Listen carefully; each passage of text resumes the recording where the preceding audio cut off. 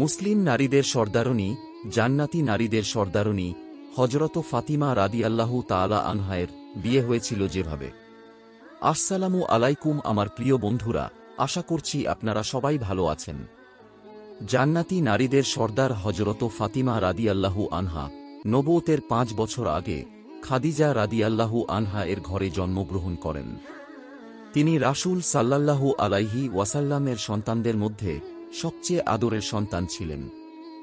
হযরত আলী রাদিয়াল্লাহু আনহু এর সঙ্গে তার বিয়ে হয় দ্বিতীয় হিজরিতে বদর যুদ্ধের পর।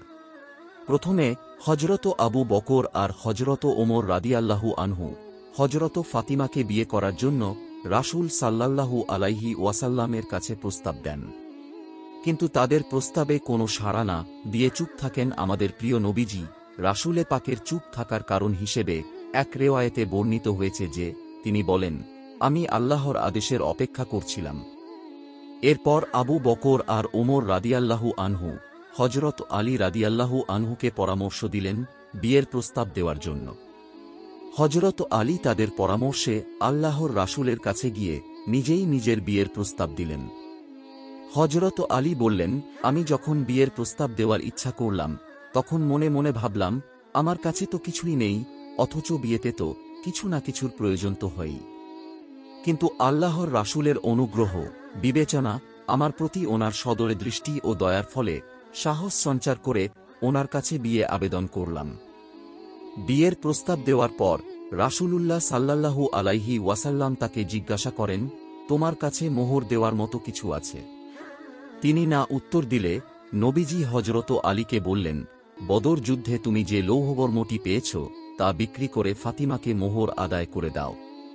হযরত আলী রাদিয়াল্লাহু আনহু তার বর্মটি হযরত উসমান রাদিয়াল্লাহু আনহু এর কাছে বিক্রি করে দেন, যার মূল্য ছিল ৪০০ দিরহাম।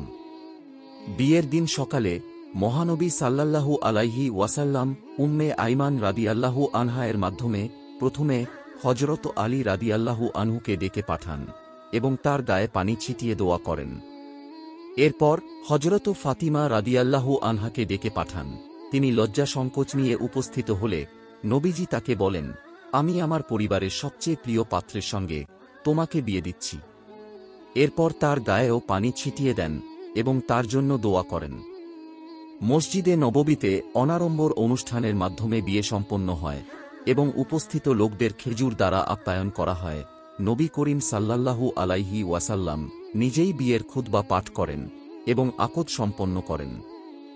নবীজি সাল্লাল্লাহু আলাইহি ওয়াসাল্লাম নব দম্পতিকে একটি খাট, ২টি তোশক, একটি কম্বল, ইয়েমেনি চাদর, একটি বালিশ, পানির মশক, একটি কলস, একটি জাঁতা উপহার হিসেবে দেন।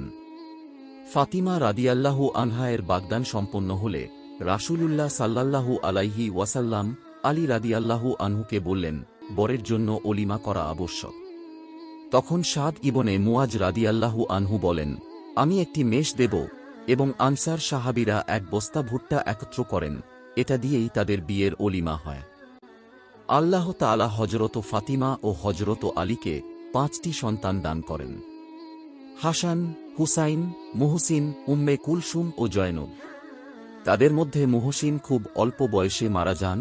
হাসান ও হুসাইন রাদিয়াল্লাহু আনহু এর মাধ্যমে রাসূলের বংশধারার বিস্তার ঘটে। মহানবী সাল্লাল্লাহু আলাইহি ওয়াসাল্লামের ইন্তেকালের ৬ মাস পর হযরত ফাতিমা রাদিয়াল্লাহু আনহা এর ইন্তেকাল হয়। তো আমার প্রিয় বন্ধুরা, আমাদের আজকের এই ভিডিওটি যদি আপনাদের কাছে ভালো লেগে থাকে তাহলে বন্ধুদের কাছে শেয়ার করে ইসলাম প্রচারের কাজে সাহায্য করুন।